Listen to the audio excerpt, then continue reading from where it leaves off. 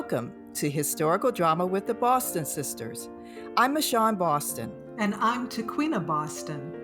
We're your hosts and real-life sisters who binge on historical drama. We'll talk about films, fictional adaptations, and dramatic series as windows to the past and mirrors of the present.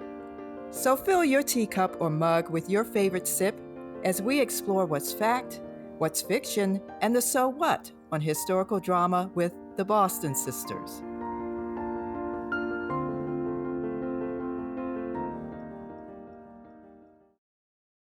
I'm SHARON Boston. And I'm Tequina Boston.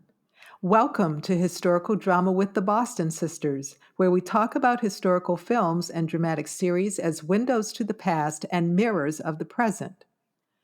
Listen to past episodes and sign up for our newsletter on our webpage at michonnebostongroup.com/Boston Sisters to stay up to date on new episodes and bonus content. In this episode, we welcome back Sharon D. Johnson, script and story consultant for Masterpiece on PBS, for a wrap-up of Sanditon, now in its final season. This will be a two-part conversation as the series comes to its conclusion. In part one, we talk with Sharon about marriage, love, and friendship in Sanditon. And in part two, we put the spotlight on Georgiana Lamb, the Black heiress from Antigua, who with the help of her friends fights to protect her inheritance, reputation, and comes to the end of her search for her mother. In addition to being a script and story consultant for Sanditon, Sharon D. Johnson is a depth psychologist, screenwriter, journalist, and scholar of television, film, and African American arts, literature, and culture. Sharon has joined us on the podcast for discussions about Sanditon and The Woman King. Find those podcasts and more on our website. Sanditon is based on Jane Austen's unfinished novel, written a few months before her death in 1817. Sanditon tells the story of independent-minded women making their way in a world where a woman's social and economic status centers on making a good match in marriage. The series is created by Andrew Davies, who is best known for his adaptations of Jane Austen's novels for current times. In Season 1, Charlotte Haywood, played by Rose Williams, arrives from the farm community of Willingdon to the resort town of Sanditon as the guest of Mary and Tom Parker, played by Kate Ashfield and Chris Marshall. Charlotte befriends Georgiana Lamb, played by Crystal Clark, an heiress from Antigua and daughter of an enslaved African woman and a white wealthy sugar planter. Georgiana was an infant when her father sold her mother, separating mother and daughter. As a designated heir of her father's estate, Georgiana is put in the charge of Sidney Parker, who was played by Theo James, brother to Tom and Arthur Parker, played by Turlo Convery. Both Charlotte and Georgiana are on a quest for love in Season 1, with outcomes of disappointment and feelings of betrayal. Romance resumes in Season 2 when Charlotte's sister, Allison Haywood, played by Rosie Graham, joins Charlotte in Sanditon as a military encampment sets up near the resort town. Charlotte and Georgiana are trying to recover from the heartbreak of failed first love. We learn that Sidney Parker, in his attempt to protect Georgiana's estate in Antigua, dies there, even though he accomplishes his business mission to protect Georgiana's inheritance and status as heiress. Tom Parker is still trying to find investors for building up Sanditon as a premier resort destination. Georgiana has organized a sugar boycott and is on a quest to find her mother.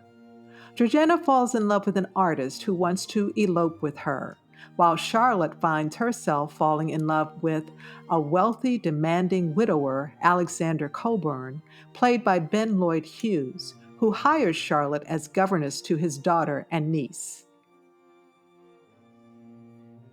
In Sanditon's final season, Season 3, the theme is women controlling their own destiny. Yet marriage is still critical for women to secure their financial and social standing, and new arrivals to Sanditon are providing potential prospects and competition. After a second heartbreak of leaving Alexander Colburn's estate where she was governess, Charlotte Haywood is engaged to Ralph Starling, a family friend from her childhood, played by Kai Brigden. But Ralph doesn't recognize that this is a new Charlotte, not the farm girl from Willingdon. Georgiana Lamb, after defending her inheritance, is willing to make a marriage a convenience to fend off fortune hunters and gain a title. Lady Denham, played by Anne Reed, connects with a first love, Raleigh Price, played by James Bolam, and has to decide if marriage is worth sacrificing her title and property. Tom and Mary Parker are a longtime couple who have a conflict of values about building a profitable business versus building community.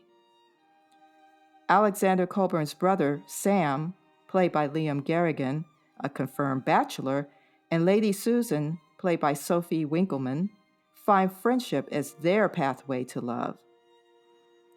After escaping social shame in Bath, Lady Montrose, played by Emma Fielding, is pressuring her two children to marry advantageously for the sake of the family's fortune and reputation.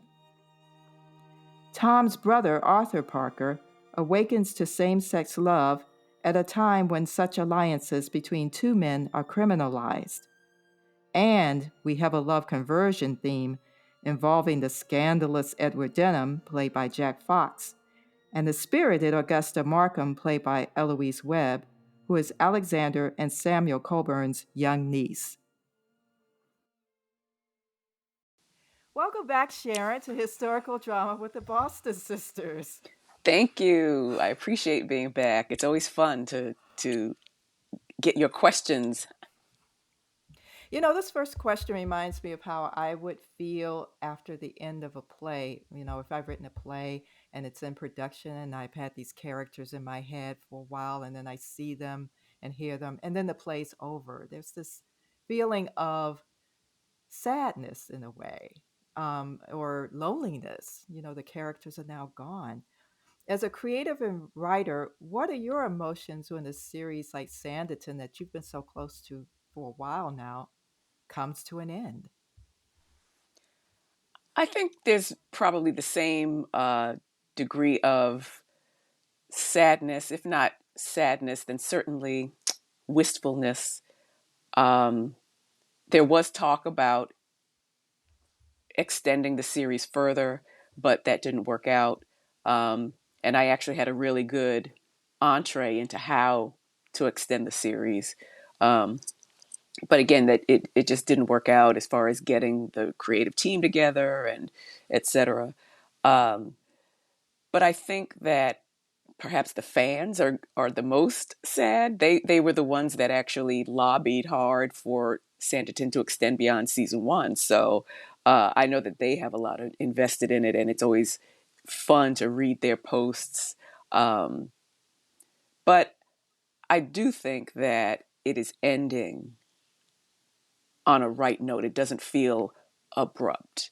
Um, it feels like if this is going to be the final season, then yes, it is ended on a cadence, or, if you will, an uplift um, that I think will be satisfying, if not disappointing that it won't go on. Well, there's a strong theme in this season, and that is women have agency. But what was really possible for these women? Mary Parker, Lady Denham, Charlotte, Georgiana, Lady Susan, in Regency times. Does Sanditon give us a Jane Austen world with contemporary sensibilities and tastes? Who or what are the real life examples of those Georgian times that would inform the outcomes for these women, and even the men? Who were the historical models for the men in Sanditon? I think Jane and her family themselves were a model. Um, Her brother, I might have mentioned this before, but her brother was involved in the abolition movement. Uh, Jane Austen clearly had some stuff for lack of a better word, to explore, which is why the novel Sanditon ends where Georgiana enters. Um, so it's not, while yes, there were limitations and expectations of what women would do, there were always examples of the Jane Austens and the Mary Wollstonecrafts of their time that were constantly fighting against whatever the uh, social expectations were of the time. If there hadn't been, we wouldn't be, as advanced, I guess, or that society would not have been able to progress. So there have always been in history resistant people to the status quo, and I think Jane Austen herself is the prime example, and Jane Austen's family certainly. So I think to continue that theme, um, in Austen novels, and particularly in the way this Sanditon novel has been extended since it was one of her unfinished novels, there are pairings that don't correspond necessarily to the ideals of romantic and particularly historical romance. And so we go beyond the one virginal woman who finds the heroic male, and we have love relationships that are generationally different from the romantic ideal. So, could you talk a little bit about how Sanditon is a little bit of a myth buster around romantic love in terms of the pairings that happen in the series? So I'm thinking of Lady Denham and Raleigh for one, um, which was really a fun storyline to explore. Um, this sort of love hate relationship between them, this ribbing that they give each other, uh, is fun, and it busts the myth that after a certain age, women and men for that matter, don't have any romantic or partnership aspirations. And so that alone I think was fun to counter. uh, and in the end, I'm not sure which episode this will conclude in, so I won't do any spoilers. um, but you have to appreciate the fortitude and self knowledge of women during that time for her to make the ultimate decision that she makes. And so again, I think we presume that they're anomalies, but it's probably more common than we think. I'm thinking also of Mary Parker, who has to really go against her husband's wishes, um, but in a way that thank goodness she does, right? Um, and so, particularly for the white female characters, it is important to see that model, because we're used to certain tropes, whether it's literature or what have you. But adages are true, or adages are adages because there is truth to them. And this whole idea of behind every successful man is is a strong woman, sort of thing. There is some truth behind that. And again, Tom in the end is very glad that Mary goes against his wishes. And there's sort of this balance that's provided. You can be successful and not forget humanity. Um, and that's I think both with Lady Denham and Mary, you see that, where they, even though Lady Denham is no one to be messed with, she has these moments of I see you. I know what you're going through. And I think those things are in the women characters are important to see, important to emphasize. Other relationships, Arthur's relationship is key. The non-romantic love relationships also are key. Arthur and Georgiana, very important. Charlotte and Georgiana, very important. And particularly because those are interracial, loving friendship relationships, we forget that, there was a time, even before Regency England, where different races interacted. There was travel from Africa to Italy or Africa to wherever. There was constant sort of cultural, cosmopolitan life. There's a book called African Glory by, I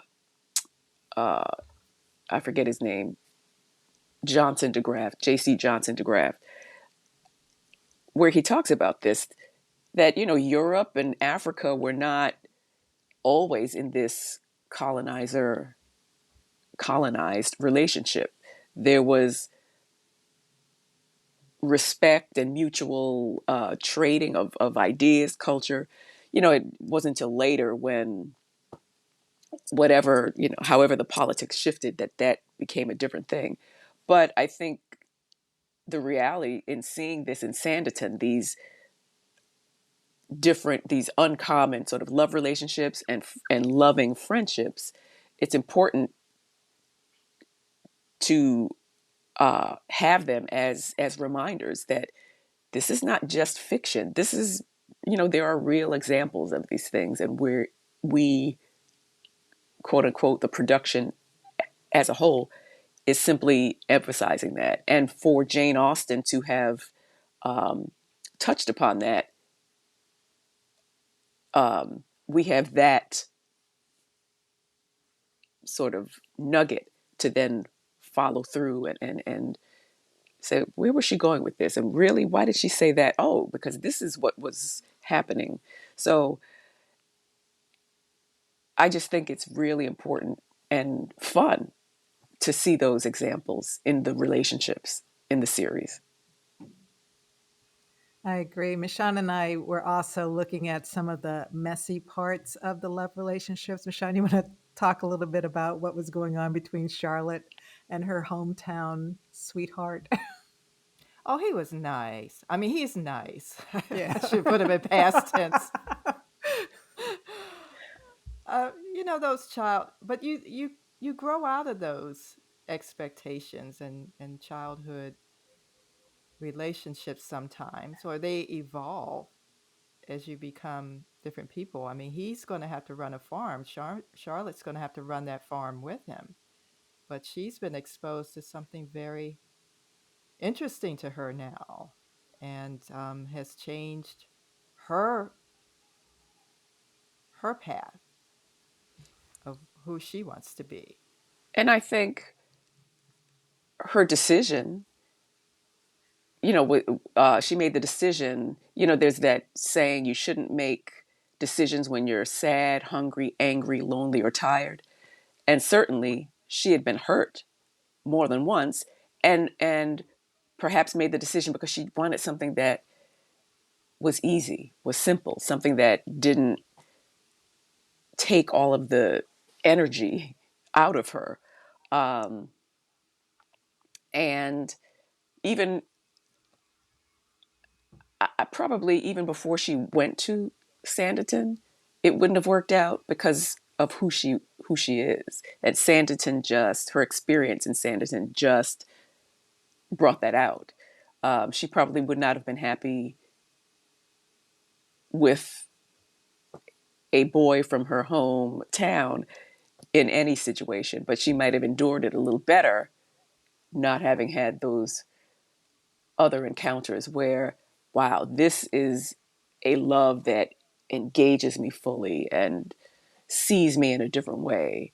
Unlike Allison, who was the traditional, virginal, here's my hero, even though there was some mislead there. But that was the more traditional outcome. And of course, Charlotte wanting more for herself was going to have a more difficult road. But it all works out. Well, it's just interesting that she wasn't pursuing a man to complete her. Yeah. Yeah, Yeah, she was giving herself options, which I really appreciated in the series. and you know, we have to remember it was her father who sent her to Sanditon. So we think as parents that we do something for one reason, and really that a whole other purpose comes out of it. And so it's kind of hard to put the toothpaste back in the tube and say, oh no, come back and marry this little guy. Like, you know what, no, you sent me here.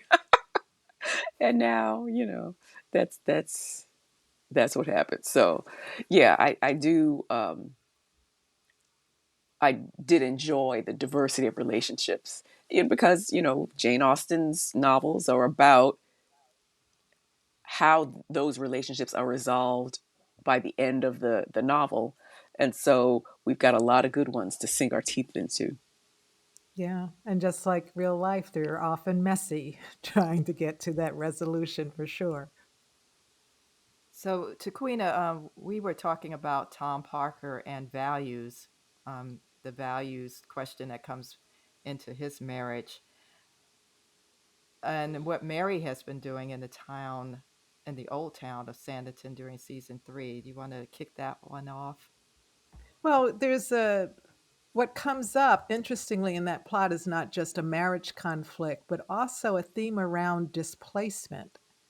And what happens when business ambitions bump up against what's best for the community? And of course, it's Mary who makes the point that these workers need to be protected. And Tom is trying to shut down his conscience and say, no, this is about business.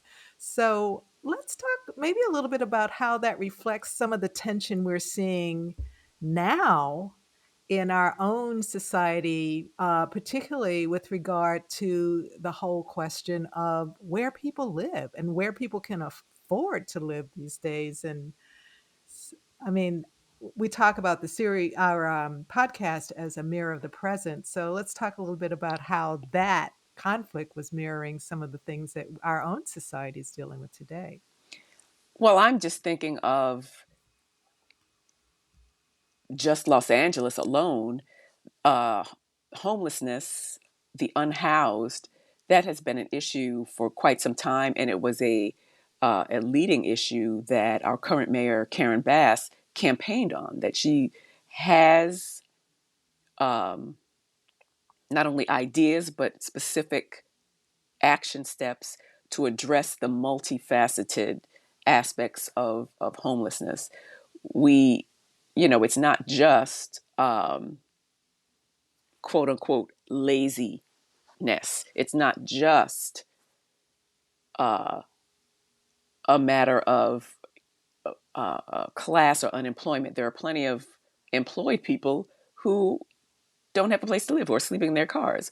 And so Sanditon sort of uh, elevates that idea of what is reasonable accommodation, what should accommodation cost. And there's that whole discussion about if you put it here, we can charge this much, but if you put it here, so there's that whole logistics issue, and the class issue, which also, even though in Sanditon, all of the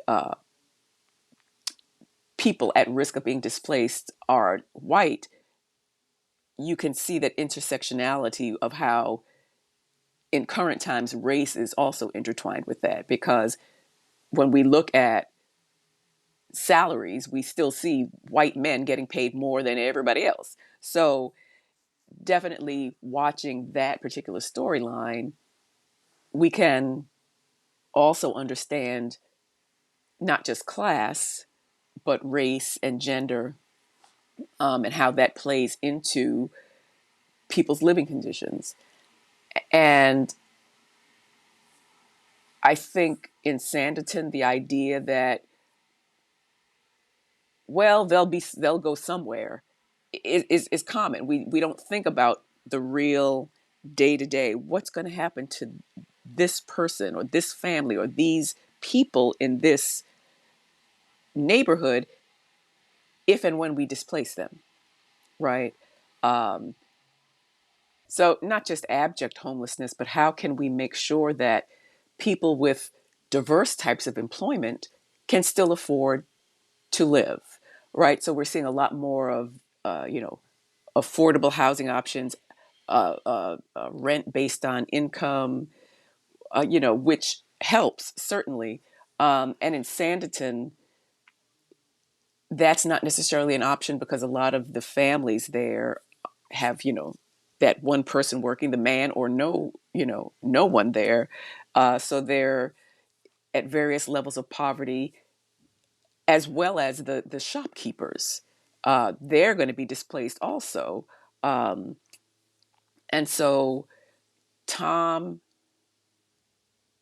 sort of has this uh, tunnel vision because he's thinking of his own um, perhaps reputation. I need to make this successful because I've got all of these people who are much richer. There's all these levels of class, and he's indebted to the Lady Denhams and the Raleighs, etc., for investing. So that's what he's thinking. I can't let these people down, and so he needs to think in two directions, and Mary, who has some experience, some sort of business experience. It wasn't really made clear, I don't think, what it is, but she has this ability to figure that out and come up with some plan. And she goes behind her husband's back. And, I don't think that that's out of the ordinary at all.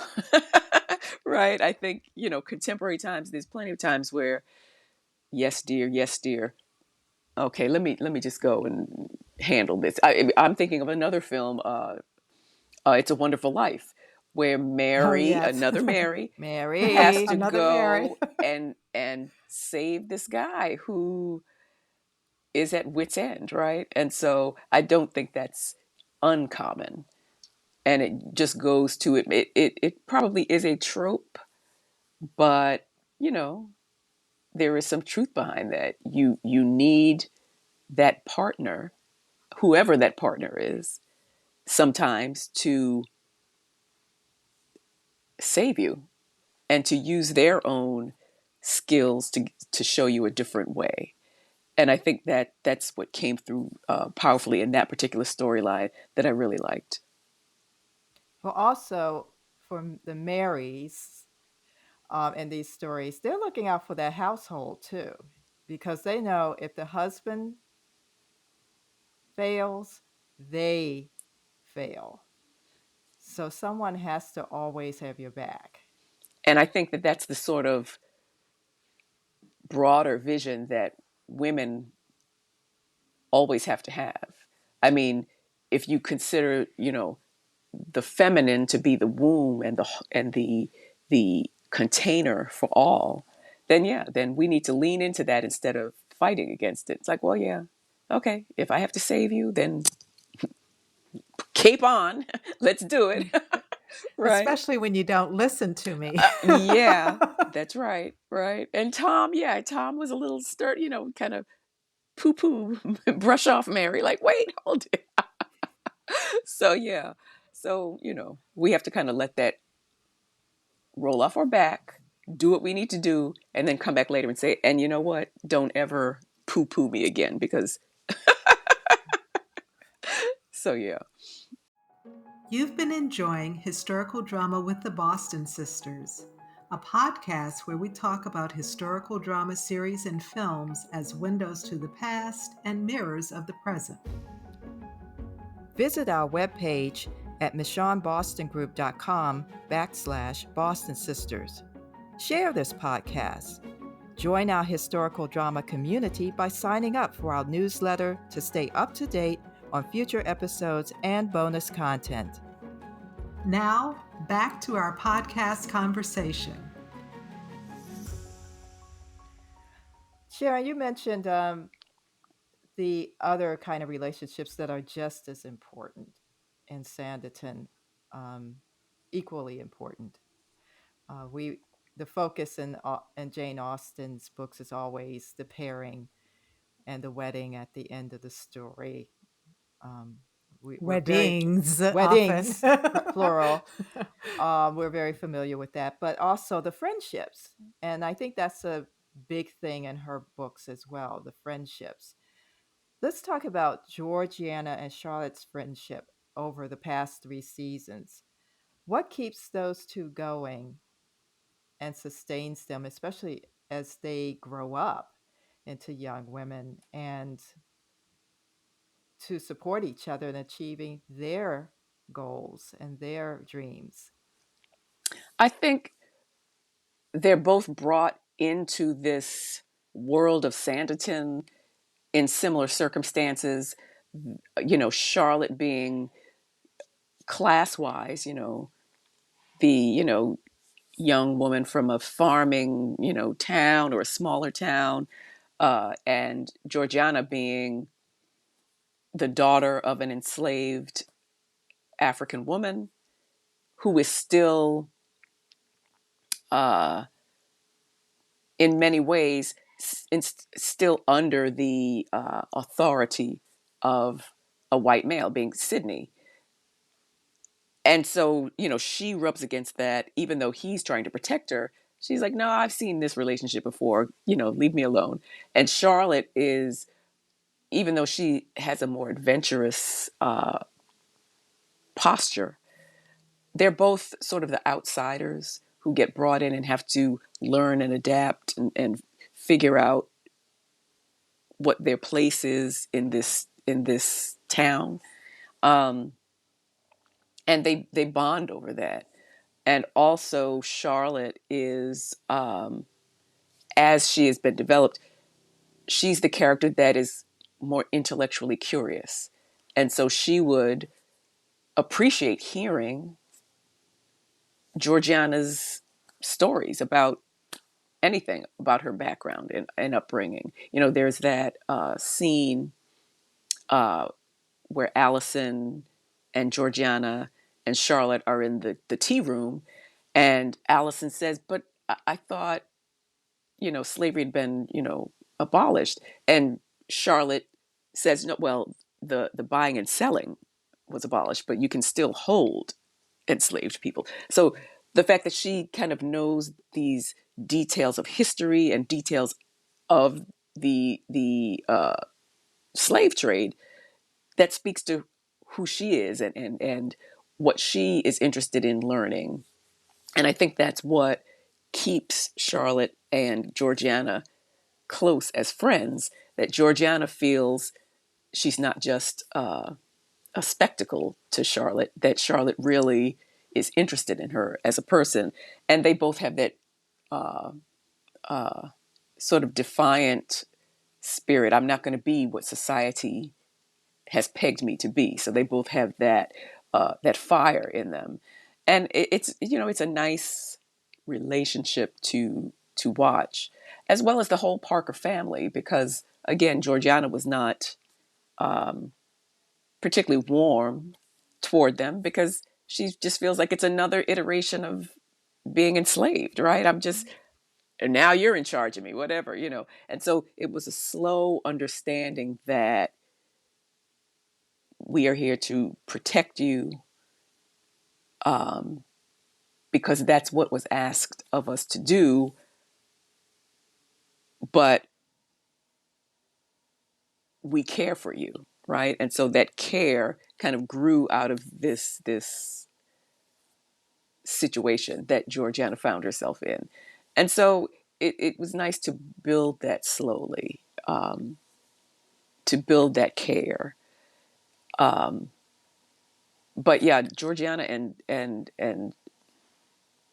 Charlotte are, two peas in a pod from their different situations. I think that's what holds them together. They want similar things out of life, and that is to be independent, live on their own terms, um, and find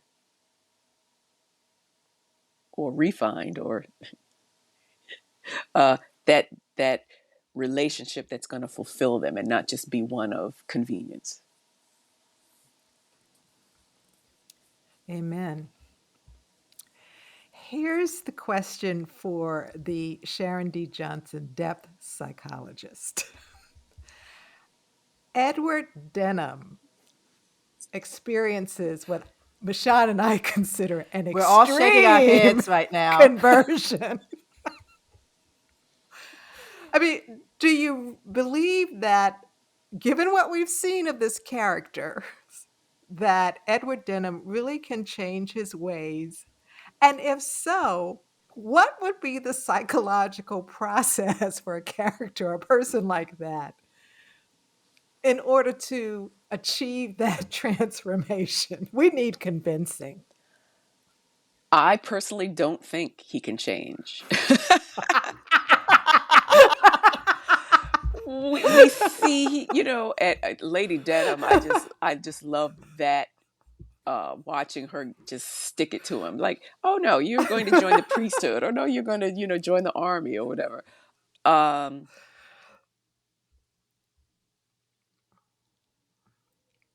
For some people, transformation takes longer and is more difficult.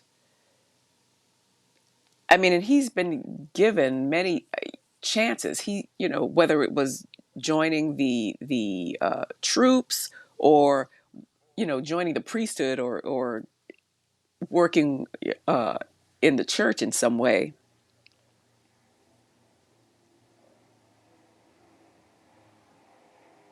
So love does not conquer all.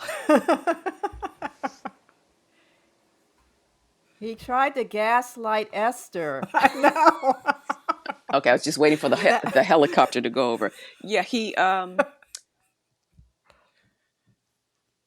been given many chances to rehabilitate himself.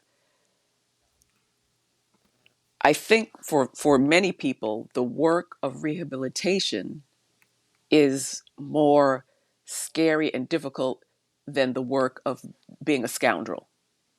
He has had to Wow. think of plots and, it's like, well, you're doing all that work. Why don't you just work on being a decent person? But no, um, yeah, what he did to Esther was particularly, ugh, just gross. But, we need that character. We need to see that character. And we know as soon as he walks into the frame, we're like, oh, what is he going to do now? Right. What's on his mind now? Um, but what I appreciated, and this is where I always say, good acting is key, because there are it's not like he doesn't know that he's a scoundrel. It's not like he doesn't Right. have those flashes of conscience. I'm forgetting what episode, but there is what episode is this? It is in, so I won't spoil it. But there is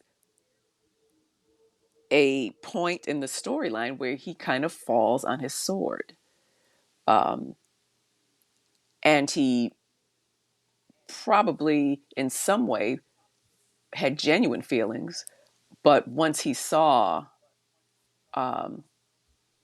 the option before him, he sort of fell on his sword and pretended that his feelings were not sincere, in order to make the break and satisfy the family member who was questioning him.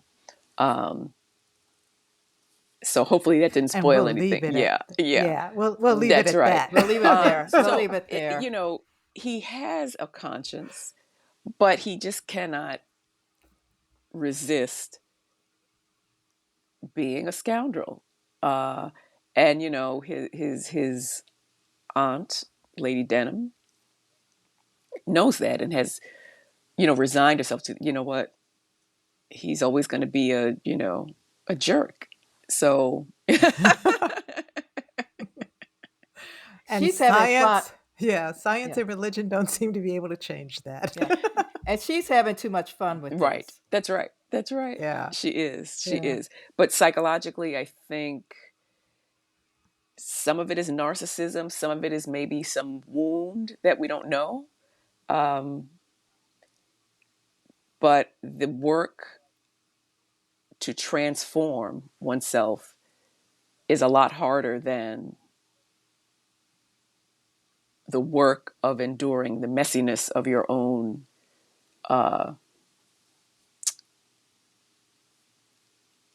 your own scoundrelhood, I guess. So and that's for most people. We think it's just, oh, let me meditate, let me read, let me burn some incense. Personal transformation is hard and it's long, and once That's you work. start it, yeah, it's a lifelong process, because it's not necessarily Right. that you rid yourself of whatever old behavior. It's that you have to be able to carry it with grace and not succumb to it.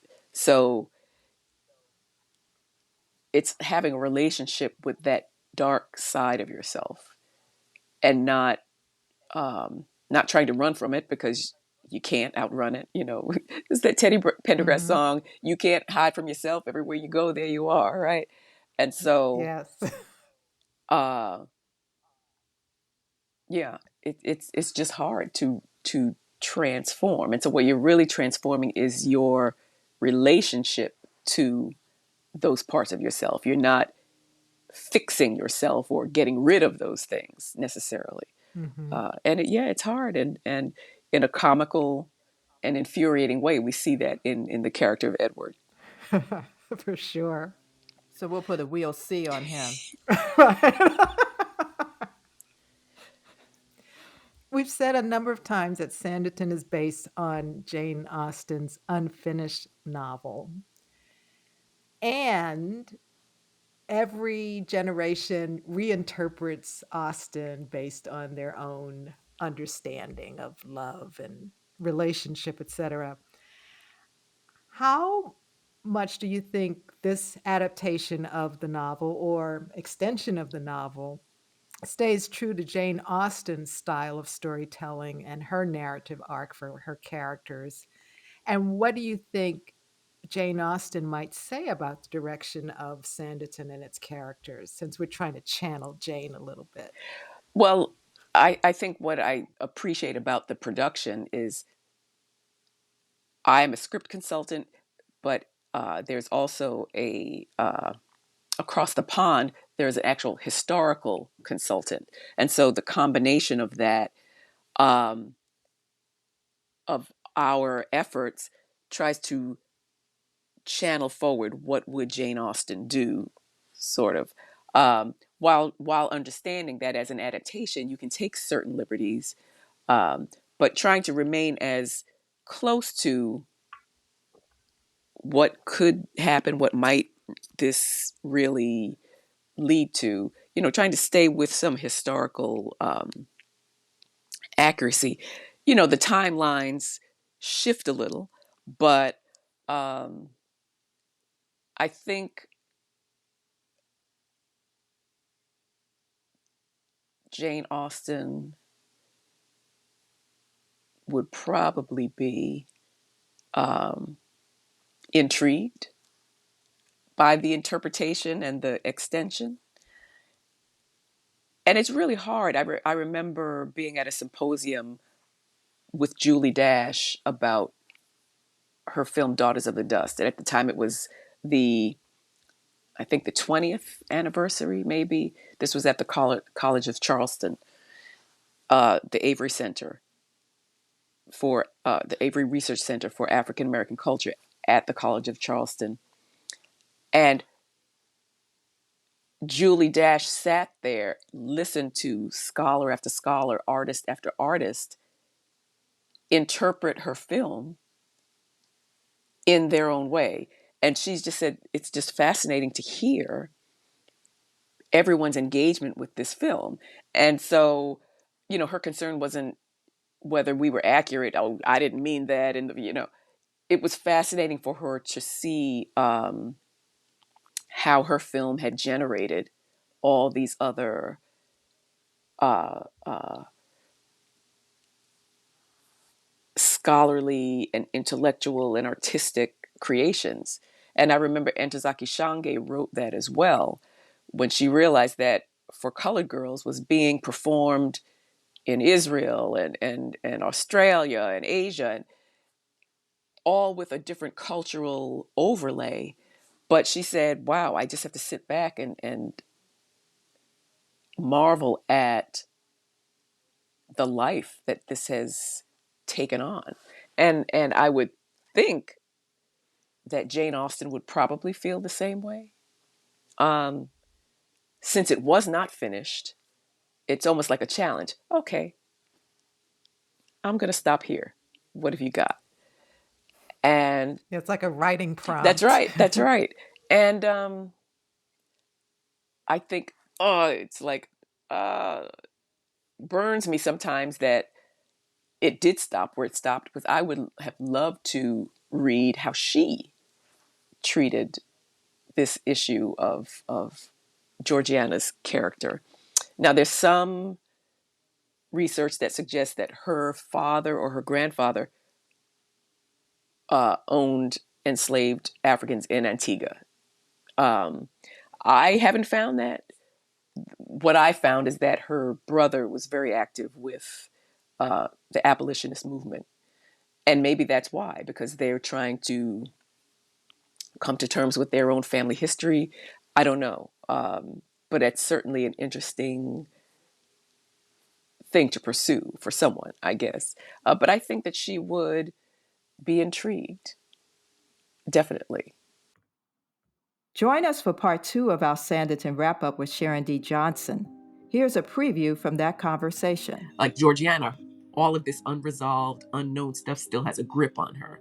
And it's not until she gets that mother energy that she's able to, right, in ways that her relationships with Mary and Charlotte could not give her. Even though they were there and she needed them for what they were. I mean, when the family stands up behind her, when cousin is trying to, snatch her away, and she's like, I know who you are, right? And the family's there behind her. Yes, that's wonderful, but it can never take the place of the healing that happened between her and her mother. You can catch Sanditon on Masterpiece, which airs Sunday nights on PBS. Check local listings. You can also stream the series on PBS Passport, the PBS Masterpiece Prime Video channel, and for free for 14 days from broadcast on pbs.org/masterpiece. We invite you to share this episode of Historical Drama with the Boston Sisters with someone you know who would enjoy the conversation. Subscribe to Historical Drama with the Boston Sisters and enjoy past episodes wherever you listen to your favorite podcasts. Visit our website at michonnebostongroup.com/Boston Sisters for more information and resources related to this and other podcast episodes. Sign up for our newsletter to stay up to date on future episodes and bonus content. You can write us at podcast@michonnebostongroup.com. Like and share Historical Drama with the Boston Sisters on your social media. This is Michonne Boston. And this is Tequina Boston. Thank you for listening.